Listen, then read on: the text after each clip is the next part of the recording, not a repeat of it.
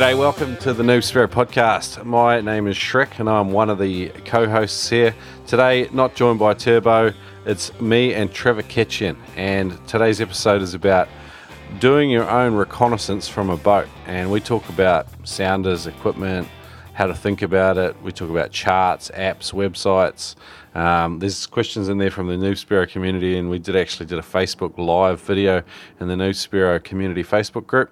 So if you're not in that group, I'd encourage you to do it. I know Facebook's sometimes not the best place to be, but we've got a good group on there. There's about 1,000 people in there now, and it's a really lively group. There's only two dickheads in the group, and that's me and Turbo. Everyone else is polite and nice and helpful, so it's a really good place. If you're just learning to spearfish, I would encourage you to join Noob Spearo community on Facebook.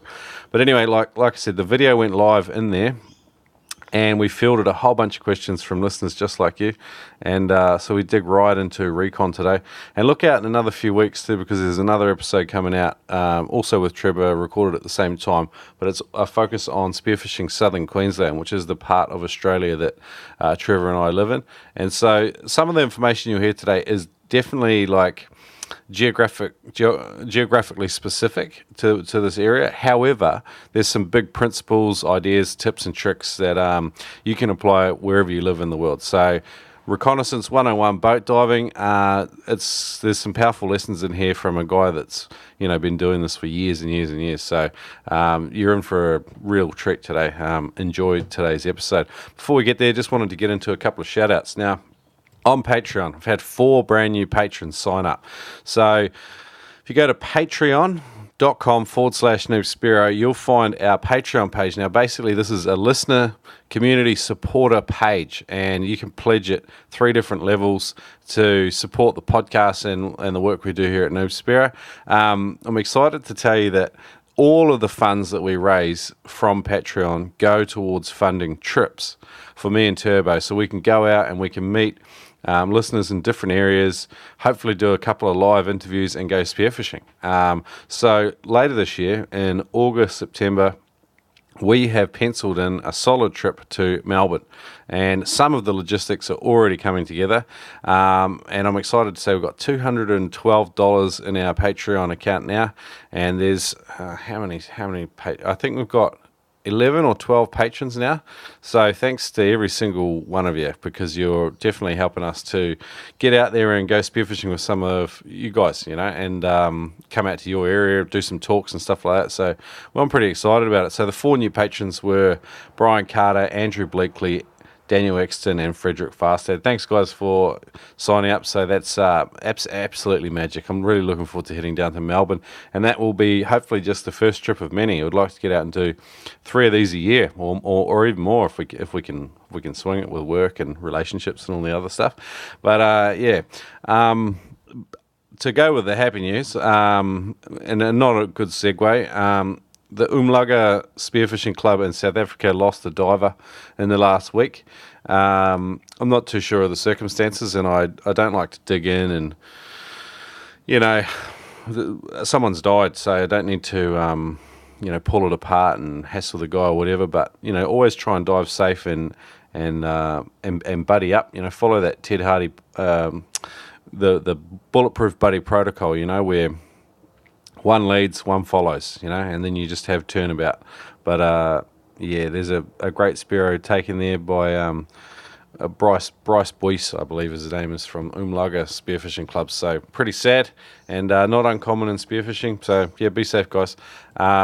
So also, Shan says, "Hey Shrek and Turbo, huge fan of the show. Your content and book have been invaluable to the success and safety of my short spearfishing career. I was a bit like the Scottish bloke and didn't shoot a fish in my first 25 dives or something." And he had a request to get Valentine Thomas back on and talk about her brand new cookbook. I've already reached out to her and she's keen as. It's just getting the logistics organised. So, but that will be a good interview, and I'd encourage you to get online and check out the Valentine Thomas cookbook. There's a French edition out already. I believe the English one's coming because she's French-Canadian. So, yeah, thanks for the recommendation, Shen. Awesome, man. Without too much further ado, we'll get into this episode with Trevor. But as usual, if you've got any feedback for the show, hit me up, shrek@noobspearo.com, and I'd love to hear it. All good. Let's hook in. Today's Dynamite Noob Spearo podcast is brought to you by spearfishing.com.au. That's right, the fine folks over at Adreno have been supporting the Noob Spearo podcast since about episode 18. And they help pay the bills around here. Just want to encourage you to check out spearfishing.com.au and use the code Noob Spearo. You can save $20 on every purchase over 200. But it's just a great online shopping experience. The reviews are phenomenal. If you want to check out a new spear gun, new pair of booties, new pair of gloves, someone's used them before. They've written a review. It's on their website. It's all there there for you. Head along to spearfishing.com.au and thank you for shopping with today's major sponsor, Adreno. G'day, Noob Spearo community. Today joined by Trevor Ketchion in the studio. It's a classy environment. Welcome to Trevor and his friend. Hi. Hello. Okay, so we're going to do this in two parts. First part is Reconnaissance 101, boat diving. So obviously finding new ground's important, Trev. You don't want to just be smashing the same old spots. Definitely comes in handy. You'll find yourself getting more fish more often if you kind of move around a bit more. So essentially you'll find that if you're not going to the same areas all the time and you kind of spread out where you're going looking for different fish, you'll find the spots you are hitting will stay healthier and have more tasty treats than the ones that you are kind of not hammering too much. It also means you can find wonderful new things. You can go between reefs, which I think I've touched on other things before, and find areas in and between the reefs which hold some nice fish. You can start to learn the different pressure points of the individual reefs that you are diving. And eventually it will improve your catch, theoretically. But I'm starting to ramble now, so more questions. Okay, so we just wanted a rationale for why guys should do reconnaissance, but how do they start? Obviously, there's a fair bit of equipment to get your head around. What's your kind of recommendations for someone starting to do reconnaissance? Well, it certainly helps with a boat, but even if you don't have a boat and you're wanting to start doing research at home, there's lots of chart websites and applications you can buy now which give you not exact details of what's there, but you can kind of get the lay of the land before you head to an area, kind of see where the high spots are, the low spots are, where you may get currents converging and all that kind of thing. Lots of people these days use Navionics, which is a decent one. Can be free or not free or expensive depending on what level you want to go to, but there's a lot of them out there. Then when you do start going out, you don't have to have a spectacular sounder, but it certainly helps. Lots of people these days use Navionics. We broke something. We're live on our own page. Sorry, we're learning a new technological feature today. Yeah, I feel like Ted Hardy. Stephen Keagle's just said live the same time as Ted Hardy. Friendly competition. It's a clean mistake, actually, Stephen. I didn't know Ted was going to go live, and we tried to delay it, but we were meant to start like an hour ago, so just fired it up. And we're more attractive. Just look at how lovely and blue we are. You're definitely very attractive. This is weird, watching myself at the same time, at another time. I kind of feel like kind of Inception right now. Yeah. My sock puppet is absolutely attracted to you. All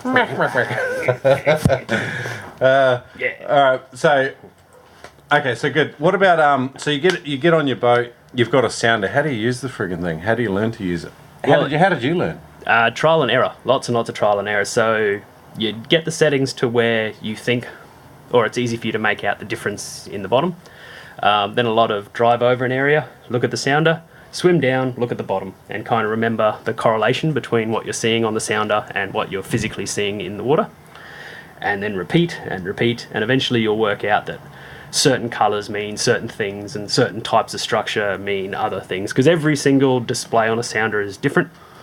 So it's very difficult to know one over another. But once you get the hang of your sounder, you'll find it'll be a lot easier and more reliable for you to read it. And as a spearfisherman, we have the advantage of physically being able to look at what the sounder is saying as well as just seeing the sounder.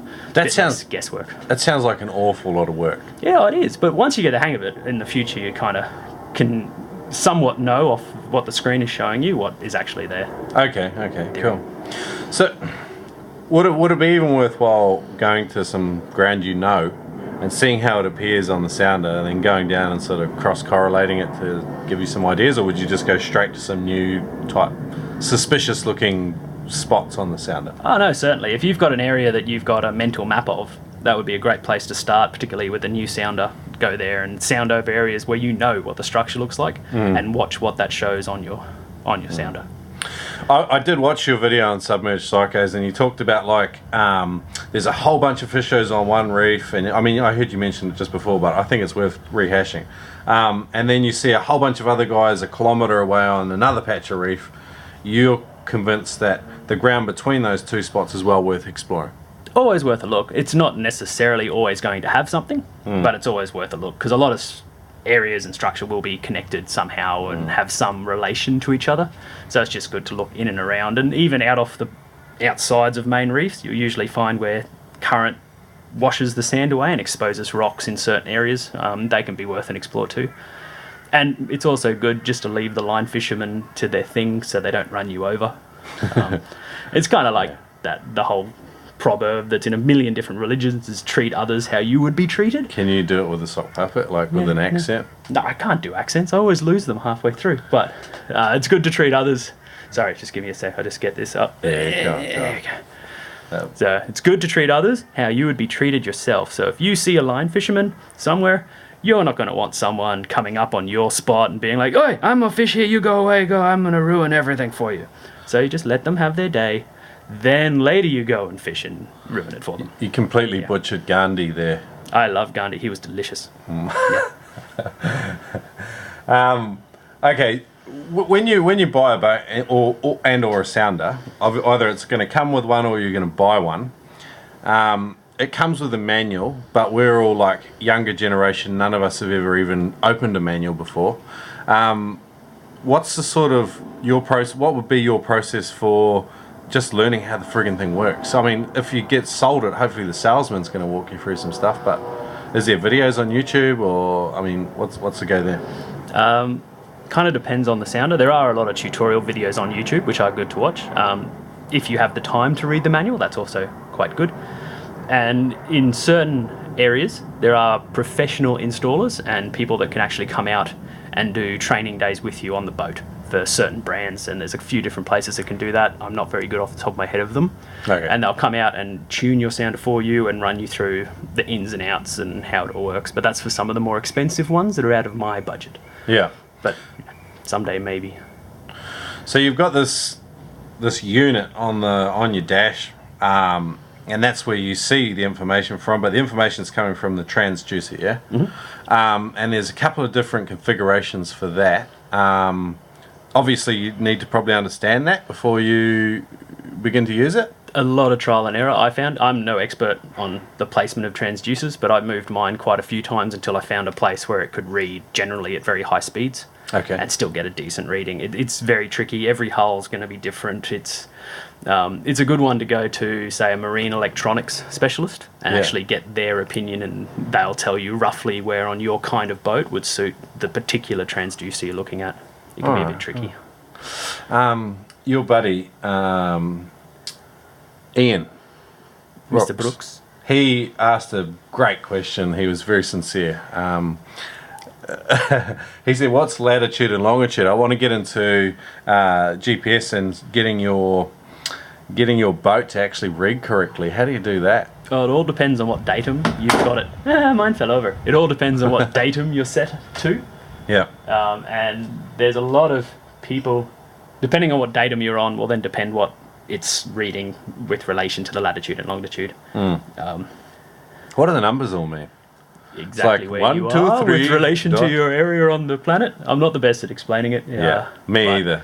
That's why I asked you. Yeah, it can be good, and what a lot of people do who are worried about having their marks misplaced or stolen will actually use a very unusual datum. So even if you steal their marks, it'll be a couple of 100 meters away from the actual area on your datum. So, I think that's those marks you gave me. Yeah, what do you mean? I would never use a different datum. It can be unsafe. You might drive across the land. I love it how you play dumb too. That's great. Does Little Sharky know more about the numbers? Latitudes and longitudes? Not really.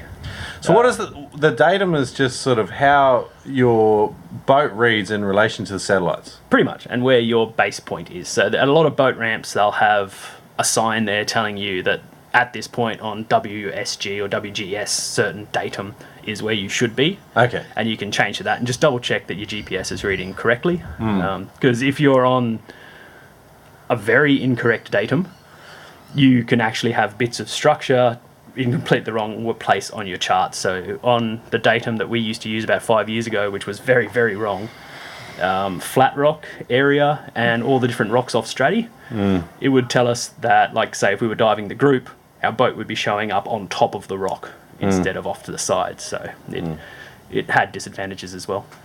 Okay, cool. With all this trial and error, like we were saying, like you find a suspicious looking bit of ground on your sounder, we'll go back to that, and you decide that, okay, we've got 2 divers that are just dumb as dog shit, we're going to chuck them in and get them to do the legwork and actually see if the spot's worth diving. What does that process look like? Because obviously you've got current, wind, where you're actually, your boat actually is in relation to the position your screen is telling you the structure is. So how do you sort of work that out? Well, it can be tricky. And one way I found, or my dinosaur friend has found, is to leave your map fixed. So don't have it so your map's spinning around on the screen. A lot of guys seem to like that, and it is good if you're traveling long distances and wanting to stay in a straight line. Yeah, 2 hands. Wanting to stay in a straight line, it moves the map with relation to the direction you're heading. But if you're trying to learn how to drift a certain area, it kind of screws you over because the map's always on a slight lag because it's trying to move with relation to your boat. So you can't actually see which way your boat is going whilst watching the divers going in a different direction. And it can be a bit tricky. I'll pull this down, I'm getting distracted. Yeah. I was listening and kind of understanding. Can you explain it again? So if the map is fixed, it'll show your position with true north, always at true north, and the boat moving across the screen. So you can see my boat has moved from the northeastern side down to the southwestern side. And then you watch your divers and they've moved slightly in a different direction. You can kind of start making a mental map where your boat's heading one way, they're heading another way. And then you can learn, okay, so I dropped them off at, let's say, point X, and they drifted down to point Y. I need them more a little bit to the south 200 meters. So from where I started and moved, I'll move the boat to that point, kind of trigonometry-wise. Ooh, Pythagoras. Little triangle, and trying to get them so they actually drift over exactly the point you want them to be.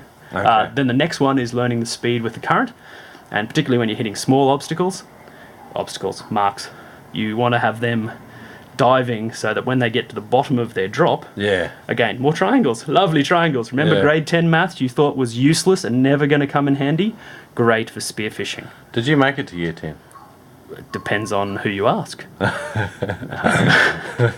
So trigonometry is very helpful. Not the exact numbers, but just so you can start making mental maps in your head, because their dive is, say, 20 meters vertically, but they're also moving 10 meters horizontally. So the hypotenuse is the direction, and the amount that you need to actually work out is where the mark is. So it comes in handy again, and it's all kind of basic things in your head. So if we skipped year 10, we're screwed? No, just get on the internet. There's lots of lovely documentaries now about Pythagoras. Yeah. And you can learn a little bit of your trigonometry, and then it'll come in handy for you. No, it makes sense. Like, I can kind of understand what you're saying. It's still like a needle in a haystack if you're, like, diving on one big boulder in the middle of a big sand patch, you know what I mean? And there's good current and good wind as well. Like, it sounds like I've never even really done it, to be honest. It sounds tricky. Yeah, with practice and someone you dive with often, you'll end up being able to also communicate to each other. Like, say you landed on the drop, you know you were 10 meters south of where you should have been. You let the driver know, and then he can kind of correct for that distance. You don't seem to use many words either. You're always just touching guys' bums and that. Is that part of the signalling No, process? that's entirely just motivational and for relaxation. No, it all kind of depends on who you're with. No wonder your diving's got so much better. You must be super relaxed. Always relaxed. With all the bum touching. I don't know what you're talking about. Daniel Mann asked a really good question. He says, does Trev use a systematic approach to sounding new areas, like grid covering, concentric circles, etc., etc.? That's a great question. And yes, when we are out exploring areas where we want to find something, we'll literally just be sometimes just marking a grid. And it's what I did many years ago on a local area called the Barwon Banks, and I just would go out there at night and just drive and then move up north about 50 meters, and then just drive back across the reef, move north 50 meters, drive, and then just slowly cover it and mapping out all the high spots. So you can definitely do that. In saying that, some of the best marks we've ever found, like, have been just when we're not paying attention, being silly, or just sitting on the boat relaxing, and it's just drifted in a random direction, and all of a sudden there's something on the sounder. Like, we found a plane off North Stradbroke Island a while back, and all we were doing was just being lazy, sitting on the boat, having a laugh, and then just this little lump came on the sounder. We went, oh no, we'll have a look at that. Swam down, and oh, it's a plane. So you never know, but yeah. When I go out specifically to explore, we'll usually use like a square grid pattern and work that way, just so you can keep track. I've tried concentric circles, but I never seem to be able to get them more circular. They always end up going in like this weird spider webby shape. Well, it's not like you have a... Like, I remember when I did my scuba diving instructors ticket, and they teach you all different search and recovery patterns. And one of the ways to do the concentric circles is to have a rope fix on the bottom and then, move out half a metre and do a lap and then move out another half metre. I think that was one way. You don't have that on the surface of the ocean. You've got current, wind, and all of these sorts of things to contend with. So there's no real central point to work off apart from your datum, which is probably not ideal for that. Depending on what it's set to. If you're set to the right datum, you could definitely use it. But if you're set to the wrong one, it can be a bit difficult for you. Just wanted to apologise to Ted. We interrupted the tail end of his live video. We do love you, by the way. I only recently heard about your page, and I've got to go and have a look. It sounds brilliant what you're doing, particularly the safety part. Yeah, freedivingsafety.com. I was just spruiking it to Trev before we got on air, and new divers definitely need to head along freedivingsafety.com. It's a free course, and you learn heaps. Brilliant. You get to see a real blackout and just learn some straightforward but highly actionable intel for starting your spearfish. I hadn't heard of it, and it's very good, because the safety side of things is something that a lot of clubs are trying to get across, but we just don't have that broad spectrum of audience or ability to do it. So to have a free one out there is absolutely brilliant. Keep it up. Do you want to replicate some of the best dives that you've ever experienced and capture some of those elusive species that only show up at certain times during the year? You need to go to Amazon and get yourself a Spearo log created by none other than Shrek and Turbo, along with help from 3 experts that we've had on the show. We had Pat Swanson from New Zealand, Grant Laidlaw from Scotland, and Kevin Daly from the UK. These guys got on board, helped me create and craft a spearfishing log that can help you to replicate those days that stay strong in your memory, but maybe they stay strong in your memory, but you've forgotten some of the variables that culminated in that successful day. So you can capture these details every day, every time you go diving, with 100 templates in the Spearo log, available on Amazon now. Hey Noobers, it's Jeremy here from Spearing Magazine with an update for you guys. Shrek and Turbo have been doing such a great job with telling guys about Spearing Magazine that we've actually sold out of most of our back issues and catalogs.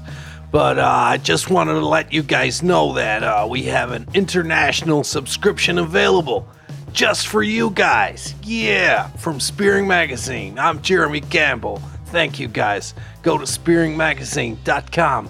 Check out the international subscription. Aw, yeah. Okay, so we're moving away from recon for a sec, but I just wanted to go into, you've got a mark, right, that you're going to. You've explored this ground previously, and you've got, maybe you do have an idea about what the current's doing because of all your past experience, but let's just pretend you're new and you don't. You're going to this mark. How do you actually get your divers on it?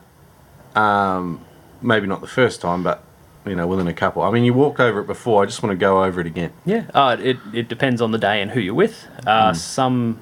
One thing that we've developed and practiced over many, many years, and I don't recommend it if you haven't tried it before, is we'll breathe up on the back of the boat, roll in and do a quick dive to see roughly where it is and how it's all working. Yeah. But that took years of just practicing and practicing, because as soon as you hit the water, you got to no longer get that shock of hitting the water. You kind of got to train your body just to be as if it was already floating in the water. Yeah. The other one is if you've got what some people do, a newer diver with you who you're not so stressed about getting really nice fish, or they've bothered you during the day, which doesn't really happen to me very much, but it's usually me who has to do it on other people's boats. So we're like, oh yeah, quick, you just jump in. You do a quick drift. We'll see where you land, how you go, and just let us know what's happening. So the first few drops, you let someone else do it, and they'll come up going, nah, missed it. Then once you start to narrow it down, then you go, okay, now you Bodie. Yeah, you Bodie. And then they get in, and let's be honest, start getting the fish. When you're green as you're just keen to be in the water. So if you're the crash test dummy, you're probably going to be happy doing that. Oh, yeah. And it's always good to have 2 or 3. Always try and have at least 2 people in the water, because it's good. Yeah. You've got to have someone watching your back, and particularly if you're doing the exploring drops. And even if you miss that rock that you intended to hit, and this has happened to me hundreds of times, even recently it happened again, the current went west instead of heading south. Did the dive when I thought I should have hit the rock, hit a completely different rock, even better than the rock that I wanted to hit. So then you mark that rock. So even if everything goes horribly wrong, sometimes you can find things you never even knew were there.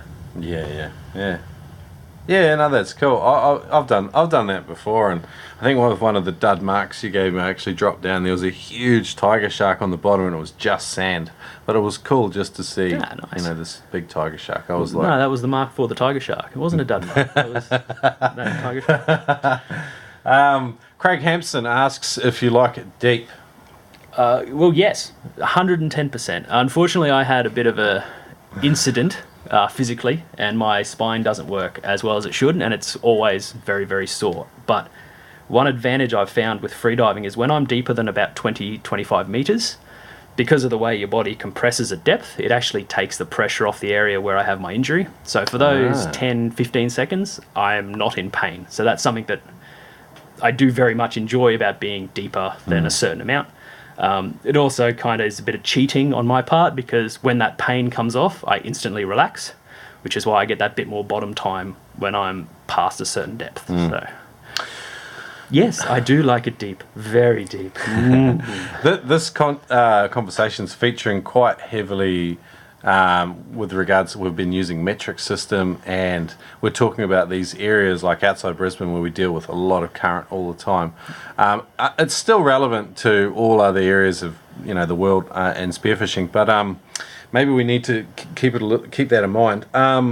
Kelly Kemp though, he says, how do you get such a twisted mind? Just quickly. Well, I've always been this way. Oxygen deprivation probably doesn't help. That's probably extending the different, but no, I spent a long time in my life attempting to be normal. Didn't work out so well for me. People saw through it very quickly, very easily. So nowadays I just kind of accept what I am and who I am, and just roll with that. And people might like it, people might not like it, but the wonderful thing about the internet and the world is if you don't like it, you can just watch something else. But they don't though, eh? They don't. I find that too, like, you get these haters and they just want to get on a wagon and follow you.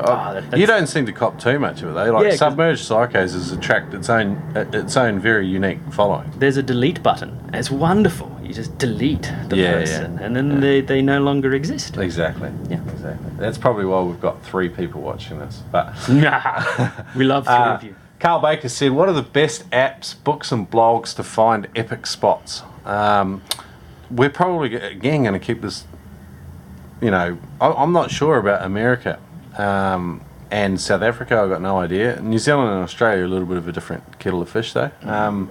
What are the apps you've found to be super useful? For finding specific spots, none so far. Because even when, like, say, you're using Navionics and there's user-updated marks, a lot of those are added by people specifically to drive you away from where they're actually getting the fish. So you'll go check this mark that's meant to exist and it'll be sand and nothingness. A lot of websites used to exist and still kind of do that gives you a bunch of different marks, but you'll notice that the latitude and the longitude always just end with either 2 zeros or a single 0, which means that it's grain of salt. It's like, it's somewhere in that 100 meter square. Good luck, have fun. Or that 500 meter square. Yeah, so there's no real specific websites for marks, like exact marks. But if you go on a lot of the different forums and chat with different people over time, you'll learn kind of general areas that you can go to have a look at. And the charts are probably your best bet. It's gotten a lot more accurate than when I first started out. When I started out, your top of the range charts were pretty much there's a circle for hutchies, which is a Brisbane reef. Then there's a circle for flinders and a circle for smiths, and then nothing else existed. Yeah. Whereas nowadays you've got contour lines and all sorts of more information than we ever had access to, which makes it a lot easier, particularly looking around. Okay, so we'll get to charts in a sec, but going around forums and some of these other websites, you can get some clues and maybe some general areas for these reefs, and you can apply all these recon skills and go and investigate them, I guess. Yeah, so it's kind of, I can't think of the right way to put it, but you're kind of using Chinese whispers to your advantage. Yeah. You may not get the best information, but let's say you get 7 or 8 tiny bits of information about a reef, and you can kind of put the more trustworthy bits of that information together and then go start exploring where you think it may or may not be, kind of thing. Use some like Poirot powers of deduction. I guess so. Or you can look around for other boats using spots, but that's pretty dodgy, and I don't recommend that, because not only will you get a bit of a bad reputation, some people get angry, and a lot of line fishing spots don't make the best spearfishing spots, and kind of vice versa. Okay, cool. Yeah, I got put on some really good spots by line fishermen, and I quickly learned that sometimes they don't even pay attention to structure, and because they catch fish where there's nothing sometimes, and it's bizarre. Just like, how does that even work? Depends on the fish. So certain fish like snapper and up north, your reds and things, when there's low current, they actually move off the structure and feed on the sand. So the line fishermen they do the same thing as what Spearos can do, and what I would recommend, and what you can get from Noob Spearo, little books. And you fill in the information you learn. Spearo log. Yeah. On the day, it was this moon phase, this tidal phase, this amount of current, the wind was going in this direction, and the fish were here. Same thing for line fishermen. So they'll go, oh, yeah, no, it was, let's say, this is all just hypothetical words. I don't know line fishing. Let's say it was 2 days after the new moon. The snapper were on slack water. The snapper were 100 metres southwest of the reef. And they float their little baits down, and they get the snapper mid-water feeding. Now, for spear fishermen, it doesn't work that way. You go south of the reef to chase snapper when they're there. As soon as you make that splash in the water, the snapper are gone. So it can be very different between the two, but you can definitely learn things from line fishermen, and they can learn things from spear fishermen. There's a lot of knowledge out there to learn. Cool. Hey, the other thought I'm having is like a guy like you that's spent days and weeks doing reconnaissance has probably got just a plethora of marks. You've got hundreds, if not thousands, of marks. And most of them useless, yes. How do you label them, though? And how do you categorize them? How do you, in the future, how do you make use of all this information you've done? How do you sort of table it and keep it safe so that other people can't exploit it? But how do you sort of keep it straight in your own mind? Nowadays, I name things. They can be silly names, normal names. But that's only recently, and purely because I never used to. We just would have pages of marks, and you just kind of could remember which ones were the better ones on random numbers, and just gluts of dots everywhere. But as I've gotten older, I've forgotten. Yeah, that's the thing. Yeah, there's a lot of times where we're like, oh yeah, no, I've got a really good mark, but I can't remember which one of these 19 dots it was. Yeah. So no, these days we add silly little names, and that way we can keep track. And we also mark a lot of things don't, or bad, or weed, or rubble, or something when you go down and check a spot that's never going to really hold anything spectacular. Because what we used to do... Big effing bull shark? Well, we've got one area we just call Shark Rock, but you don't tell people that until after they've dove it. They get a bit worried. But yeah, because what we were finding is we'd delete a mark because it was bad, and then a year later you'd be exploring and checking the same mark you deleted a year ago and going, that's right. So we also mark the things that aren't worth checking again, just to save future time. Okay, cool. RipCharts. We briefly spoke about it before. Is that something worthwhile? Oh, it's brilliant if you have the money. I don't. But it can give you a lot of information. It can give you like chlorophyll count, which will let you know what the surface viz is like. It gives you the currents, the tides, everything. But it costs a lot of money to upkeep. I use a few of the different free apps like WindyTV, a few of the surf chasing apps that exist, because you kind of go to the opposite. So when a windsurfer is going, it's going to be the best day ever, stay home, have a nap. When they're like, the weather's horrible, that's when you start to pay a bit more attention. Yeah.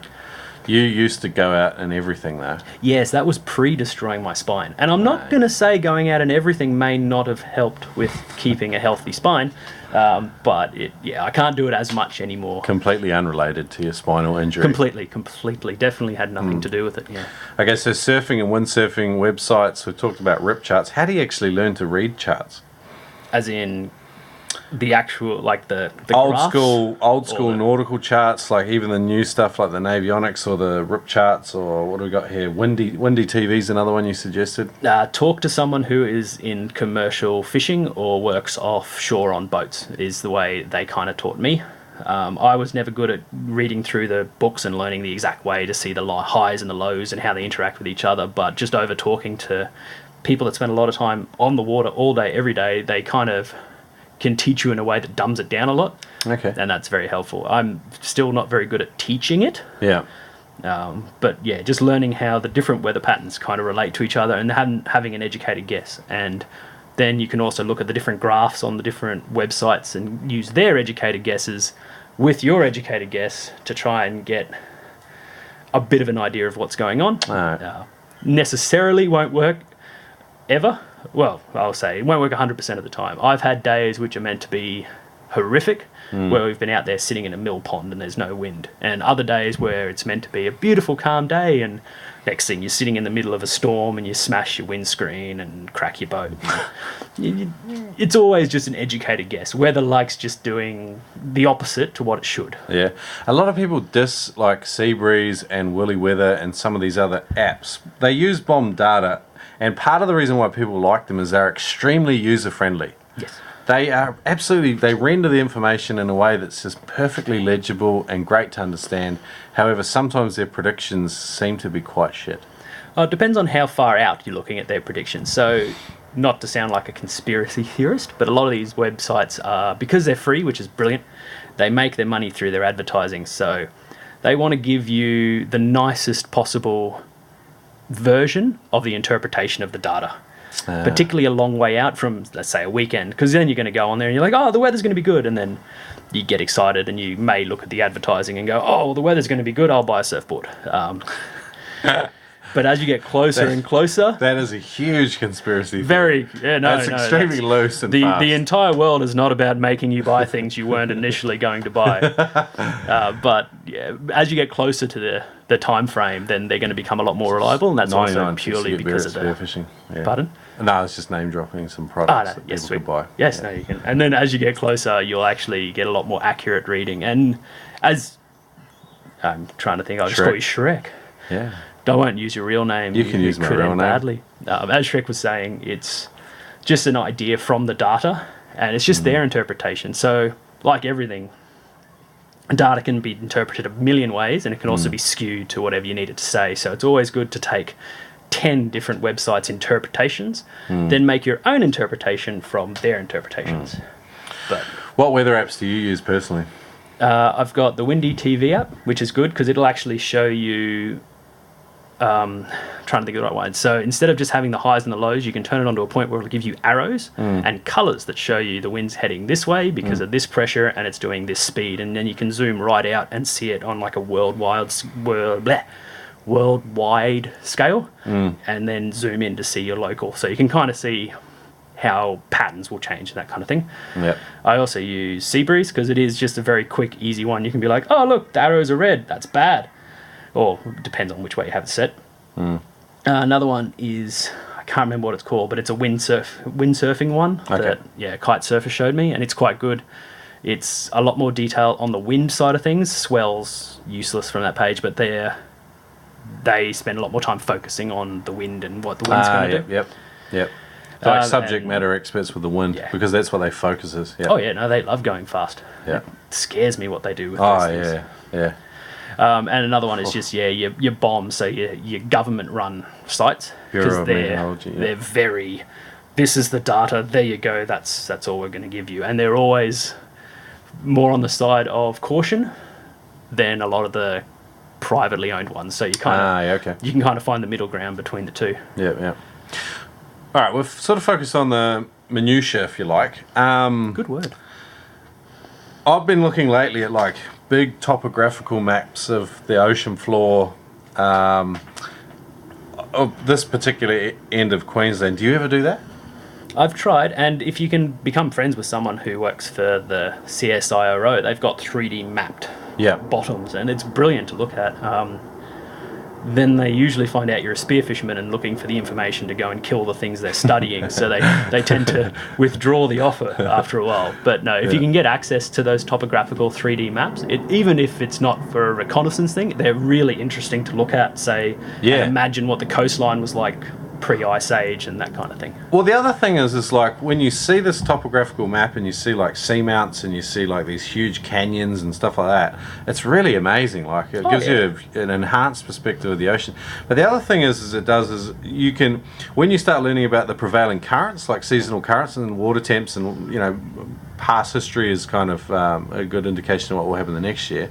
Do you ever do that as well? Like we're talking like real macro stuff here, but I tried to, and everything just changes, unfortunately, with weather patterns. Like you're like, last year this season the wahoo are on for this month, and then the next year comes around, there's no wahoo, and then all of a sudden in the middle of winter there'll just be 1 million wahoo. I've tried, but I can't quite yet get my head around it. Yeah. If someone more educated than me could probably do it quite well, but I'm just a ex-tradie that just kind of gets rough ideas and goes. Well, it's part of the beauty and delight of the ocean, I think, is how unpredictable things are, and then you add fish in as well, and there's just so many variables you can't account for. Oh, most definitely. It's a completely different world. That's the easiest way to look at it, is we are as far out of our element as we can be, apart from in space. Trying to hunt and catch something that's in its element. So do you track data like we kind of do, like recommend Spearos do, like with Spearo log, like you? Oh, definitely. For years I used to fill out just a little like old diary of my own, and then it went missing somewhere. Oh no. And then I tried to do it in my head for a long time, and that worked okay until I got old. Yeah. And then my memory is not as good as it was, so I'm back writing it all down again. But shark's memory's good. So. Oh, perfect. Sharks never forget. Well, dinosaurs never forget. It's a dinosaur. I thought it was I don't know. It's kind of... Yeah, it's a dinosaur. Yeah, it's not a shark. What am I thinking? It's just blue and it's got big teeth. We'll put it up for a vote later, and you can all decide whether it's a shark or a dinosaur here. We'll put it here like a floor mat. There we go. El Nino and La Nina, like these big weather patterns, do they influence things? Have you seen some change over your time spearfishing? Is that something that influences it? I'm sure they do, but it's a bit over my head, unfortunately. I could make things up about it. Yeah. And I have inferences that I've taken of what I think it affects, but it has no scientific backing at all. No, and I was after just purely anecdotal stuff. Well, I know that when we were in our last, whichever the one is without the rain, El Nino, I think. Yeah, we got a lot of very good viz inside Moreton Bay. Downside was there was no fresh water for drinking or washing clothes or that kind of thing. And then when you had the floods at the end of that very large drought period, that was when people were getting their best big barra and threadfin salmon and things like that, because there was a lot of large fish that kind of got pushed out from where they were going to be because they'd spent so much time caught up the streams because they couldn't go anywhere or do anything. Yeah. When that big push of fresh came through, it kind of put them into areas where Spearos could actually get them. So it definitely can affect the fish you are going to get and when they're going to turn up, but why and how, I don't know. Okay.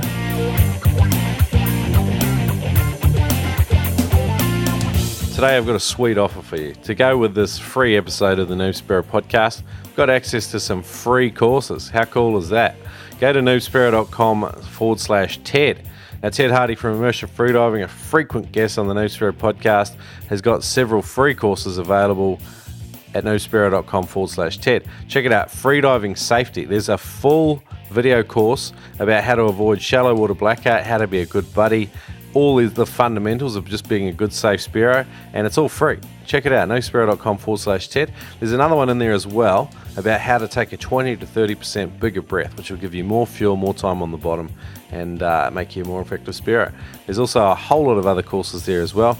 Check them out, get a 15% discount, noobspearo.com/TED. Today's episode is brought to you by Patreon. It's a membership platform that makes it easy for artists and creators like the Noob Spearo to get paid. Basically, you support us per episode at any level that you choose. Head over to patreon.com/Noob Spearo. Today's episode powered by patron listeners just like you. All right. Another thing that people don't consider a lot, and I didn't come across it until I'd probably been spearfishing 3 or 4 years, was just surface temp, ocean temp. Is that something you track? I just kind of go out and see what's there on the day. If you're chasing certain fish, like wahoo and Spanish, that like warmer waters before they'll move through, and dolphin fish, then definitely keep an eye on it. But what we get off southeast Queensland, and it could be very different other places around the world, is our surface temp can just be the top 5 meters of the water. And then under that can be a completely different, 2, 3, 4 degree changes, particularly when we get upwellings and cold water and thermoclines around. So it can be, you can look at it and go, oh, it's going to be an epic day, get out there. And the top 10 meters are epic, 40 meters viz, as far as you can see sideways. Yeah. But you just can't see down. Yeah, you hit that. It can be a bit trickier. Green layer of just cold joy. Cold, delicious goodness. Before you mentioned chlorophyll, how does that affect viz? Can you? From my understanding, which may be 100% incorrect, is it's the particulates in the top column of the water. Okay. So let's say coral spawn or something like that. When you go out to dive and there's really clean water underneath sometimes, but the top's just this filthy layer. So in shallower water, it can kind of allow you to know how bad the viz is going to be. But it's not the be-all and end-all. It can just be the very top part of the water that is dirty. Okay. Someone said, Rowan says, can you keep the... I'm just having a look back through some questions. Right. Can you turn the planes down a bit, please? Hey, Pat. Who else have we got here? There's a few of the boys watching. Good stuff. If you have any other questions, guys, just chuck them in while we're still going. We've got about 5 minutes left, and then I'm going to wrap this up. And I guess legal stuff is another thing. Let's talk a little bit about Australia specific, and let's do Southeast Queensland specific just quickly. Where are some websites guys can find out about zoning, and just can you give us some information about public appreciation zones and things like that? I can do my best. So when you're spearfishing in Southeast Queensland, you've got to look out for green zones where you can't be, and public appreciation zones, which are state-run ones where you can line fish, scuba dive, whatever you want, just you can't spearfish because we're the devil.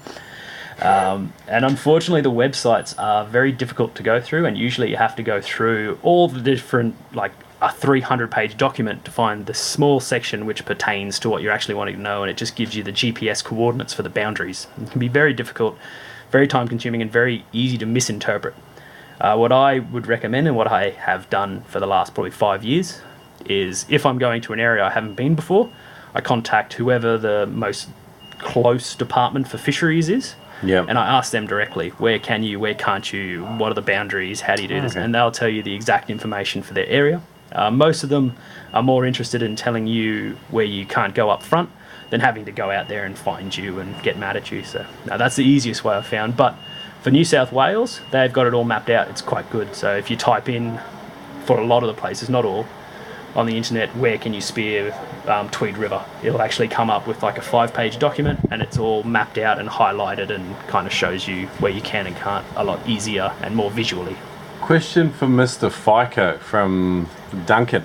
Have you done any diving in NZ? No, I would love to. Unfortunately, with my condition, I'll just leave it at that. I can't fly for very long distances at all, so unfortunately I don't think I'll ever have a chance unless I'm lucky enough to find someone that can like chop me up and fix certain issues. But hopefully one day. I love the idea of it. The diving sounds awesome, but I just probably won't get a chance. As Rowan and Duncan and Pat can attest to, they're a lot friendlier towards bum touching in New Zealand than Australia. I'll fit in fine. It's fine. Yeah, you'll fit in well. I'll just wear a different coloured mask and no one will know who I am. Rowan asks roller or standard, and why? It's the question. I'm very biased towards standard. So a roller gun is a wonderful idea and a good bit of engineering. It gives you the maximum potential of band stretch out of a short gun. So for a short gun, it has advantages. So instead of you having the 2 rubbers at the front of the gun that you pull down and load, you've got 1 rubber on one side, 1 rubber on the other side, and you can give them the maximum potential. The tricky part is to load them to their maximum potential, you've got to have a very expensive and quality rubber that can handle being at 380, 400% stretch. And you also have to physically be able to pull those rubbers. I find it a lot easier with a standard gun just to be able to make them a bit shorter and load it up and you're good to go. Now, The roller does redirect the way that the forces are applied on the gun when you fire, so it feels differently and it feels smoother, because instead of the gun pulling towards the end of the gun and pulling away from you, the forces are pushed back into your hand, which gives it a lot more stable impact area. But there's just so many variables on a roller gun. Any little thing goes wrong and you're stuffed for the day. And you have to really think them through, and it's just such a harder one to rig. Personally, I just stick with a standard 2 rubber gun and have a lot less problems. And if something breaks, 5 minutes, I'm fixed, I'm back in the water, I'm good. Yeah, there's definitely an argument to be made for simplicity. But basically what I got from what you said then was bum touches like standard guns, and, you know, like more of us hardcore guys, we like rollers. It's up to you. What I've found with people that I've met and dove with is people that dive a lot of the time are using a very standard, simple setup. Yeah, you know. People that don't get to dive as often are using a lot more complicated setups. As for why that is, I do not know. Oh, you're suggesting I'm an amateur. That's good. I like that. Dive less often. Amateur, not amateur. I can't judge. I haven't really had a good spearfishing session in a month plus. Really? Now, just because with my back, I can't go out in 25 knots anymore, or even much more over 15. So I do other things to get wet. Pat suggested that I love a good bum touch. He's right. And then he asked reels versus rig line. Oh, that's awkward. You loved it. Reels versus rig line. Entirely depends on what you're wanting to do and how long you've been doing it. If you're just starting out, I don't recommend reels. There are a lot more things to complicate your experience when you're starting out that you don't need to have that hassle, that problem, that issue. You won't get tangled up. You can lose your gun. There's just a lot more things that can go wrong with a reel than with a rig line now. Let's say you get snagged on the bottom and you're on a rig line. Let go of your gun, swim up, your float's there. Like, it's not the end of the world. You don't have to panic. You don't have to quickly get your knife out and cut it away. You don't have to go down and untangle it. You can just get your float and deal with it. How good is it shooting a big kingy with a reel gun and it just going ballistic? It is good up until it gets to the end of your line. You're not at the surface yet. And if you've got a good dive buddy, they can kind of come down and help you and back you up. But the float is just, it's a good way to start out. People can see where you are. It's easy for you not to lose your gun. It's easier to land fish. When you start getting into a bit more heavy structure diving, the rig line can be a pain in the ass. And also if you're diving deep in very high current, the rig line can be very difficult. So as you get a bit more experience and you're feeling a bit more at ease, definitely start moving up to the reel gun. But yeah, I would always recommend starting out on a rig line. Got 3 Kiwi bum touches watching. So, do you think that people are less inclined to use a roller because of bad experiences that they or others have had in the past? Well, it entirely depends on the roller. It's a very tricky one. If you don't, which Duncan definitely knows what he's doing, he sets up some brilliant rollers. But if you don't know how to set them up and you're just trying to guess, some weights, it's a bit tricky. And you can very easily make a roller gun horrific. Like if you cut the end off your old gun to shorten it and your cut's less than 0.5 millimeter out of square, it's going to shoot around a corner. So you really have to set them up just right, and the balance is very important. So yes, it could definitely affect someone's decision. And like everything, bad news travels a lot faster than good news. So it could definitely warp someone's perspective if they've had a lot of friends with bad experiences with a roller gun. And that also almost always comes down to how that gun's set up. Oh, actually, we're just going to go back to recon for a little while. Good questions on the rollers, guys. It's an area of fascination. Duncan, I'm pretty sure you're trying to manipulate Pat to get a roller, which is always good. So I think we've got like 2 New Zealand champs on there, and then this experienced gunboarder. So they're asking good questions there. Brilliant questions. But much better divers and gun setups than me. Yeah. Reese asks, what would you be looking for on the sounder? He says also we have calm conditions often with rougher weather later in the day. Do you just deal with a? Let's just do these 2 questions simpler. How do you go diving early in the morning and miss the rough weather in the afternoon? Is basically what he's asking. But first, what are you looking for on the sounder? It entirely depends on the sounder, but deviations in the structure and stark deviations in the structure are quite good. Give us an example. Well, it depends on how calm or how rough the day. So if it's a calm day and you see, say, a 0.5 meter deviation on the bottom of the sounder, that's a nice little rock that's there and you go and check it. If you see a 0.5 meter deviation on a rougher day, that's just your boat, unfortunately, going 0.5 meter up and then 0.5 meter down.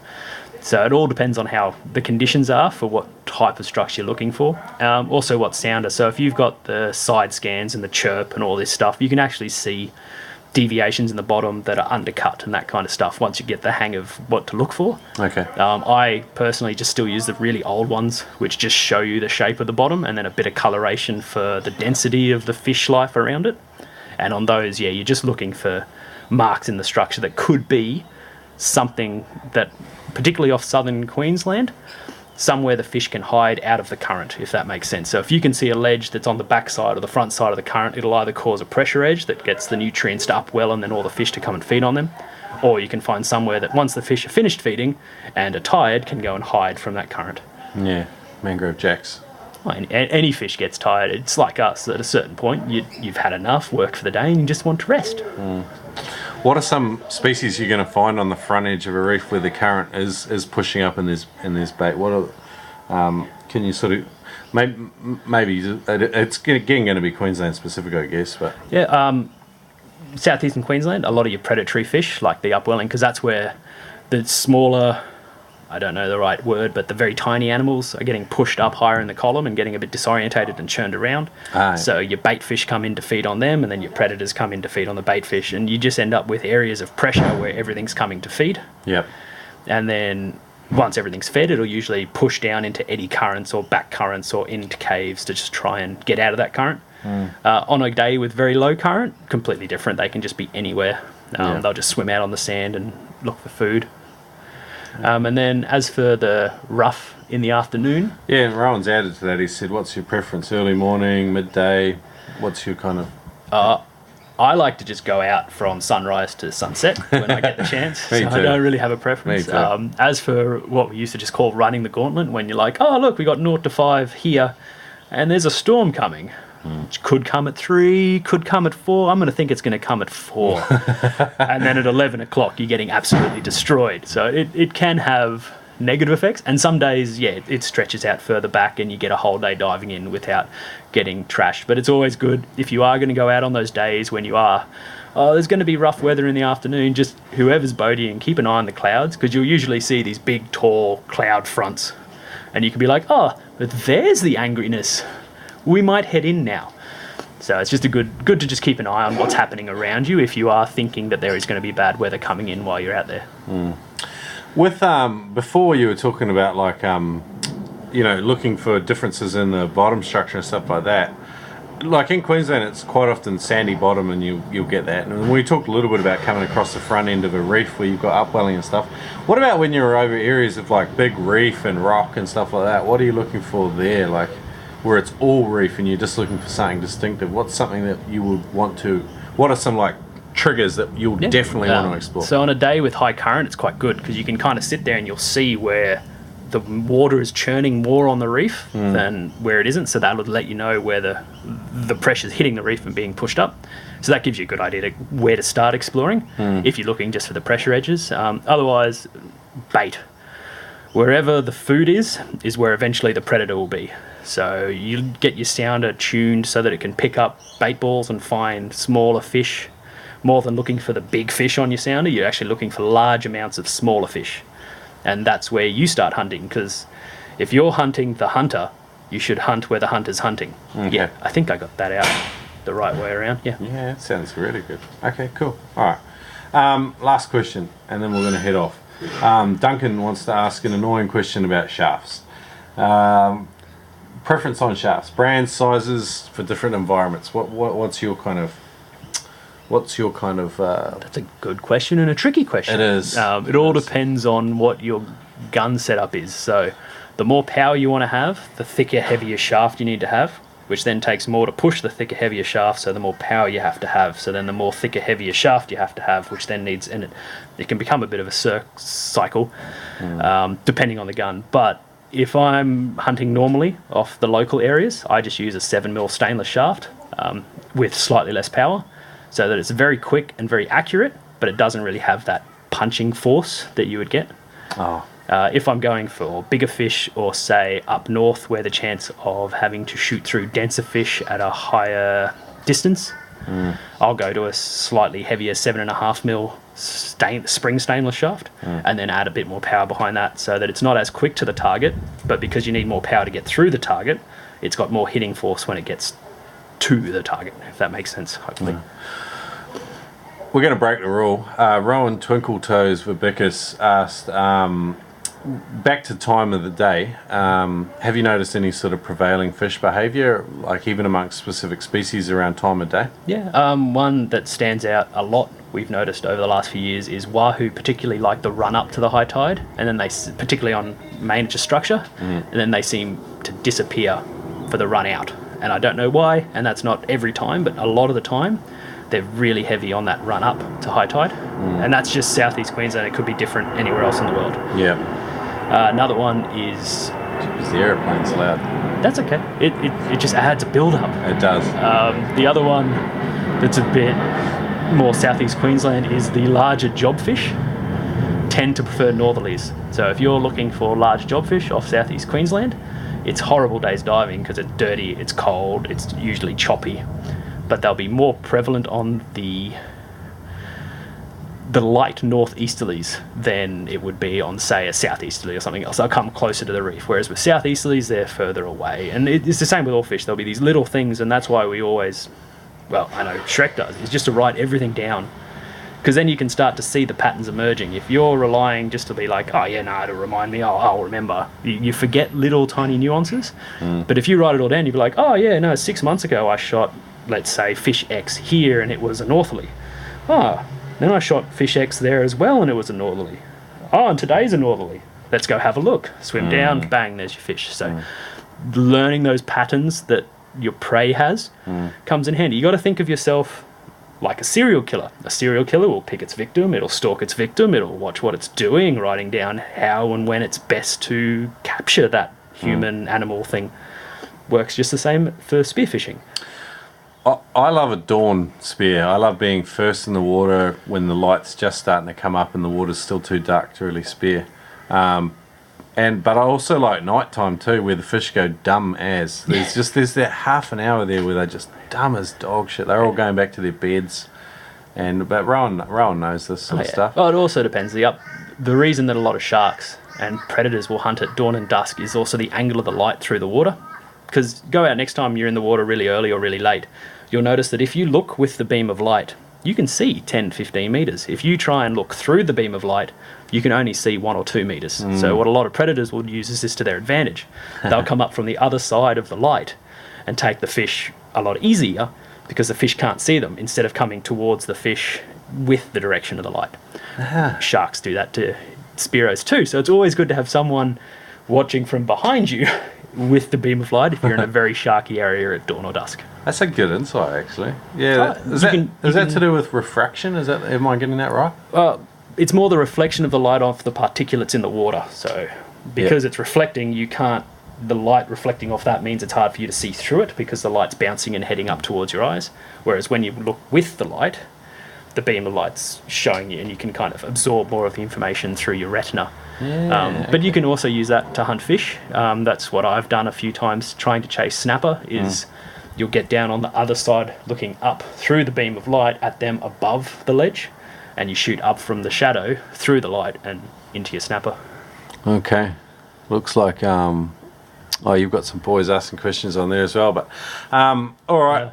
That's about wrapping it up, and we're going to do a part 2 in a minute, but we need a smoko break, man. Sounds good. Thank you all for watching and in the future listening. This is the first time I've attempted any of this technological stuff, so I'm glad it didn't break. We're going to do a part 2 and probably just record that and release it a bit later. Indeed. But we're going to do a spearfishing Southeast Queensland guide. And get into some more specific stuff for the local scene, particularly for new divers, because let's be honest, it's great answering the same questions over and over and over again on southern Queensland spearfishing, but it'd be nice to have that sort of in a podcast and you can just point people to it.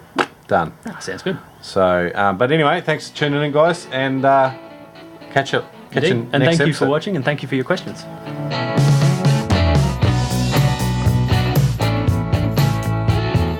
Hey, thanks for listening. I hope you got a lot out of today's interview. It's a little bit rambling, a little bit all over the show, but I always like to have a good laugh with Trevor. He's a funny dude, and get along, like we said, and follow Submerged Psychos, and you can always reach out and talk to him. He's also on the Noob Spearo Community Facebook page, so if you've got any more questions relating to what we discussed today, don't be shy, chuck them in there. I think there's already, after the interview finished, we had about another 5 or 6 questions go up, so your questions will be welcome. So Reconnaissance 101 wrapped up, and hopefully in the next episode I'm headed off to New Zealand to chat to 2 talented lady Spearos and see how that goes. We haven't had that interview yet, but I'm really looking forward to chatting to these 2 ladies. One is a champion, Alex, and the other one is probably, I think, the female Spearo with the worst luck in the world, and that's Catherine. So both funny ladies, all over Instagram, and we had that recommendation coming from a listener just like you. So stay tuned. And then another couple of weeks after that, Spearfishing Southern Queensland with Trevor Ketchion again. And as I mentioned at the start of the show, you can go to patreon.com/Noob Spearo, support the Noob Spearo podcast and our efforts, and help us get out and do some of these trips around the traps and come out, go diving with you, and do some interviews in your area. But anyway, guys, have fun and be safe out there, and I hope you are into some fish in the next few weeks. Catch ya. Adreno Spearfishing are today's proud sponsor of the Noob Spearo podcast. They stock a huge range of equipment that you can find in Brisbane, Sydney, Melbourne, and now Perth. That's right, spearfishing.com.au have got a huge range of gear. I encourage you to get along, use the code Noob Spearo, Noob Spearo, and save yourself $20 on every purchase over $200 when you shop online.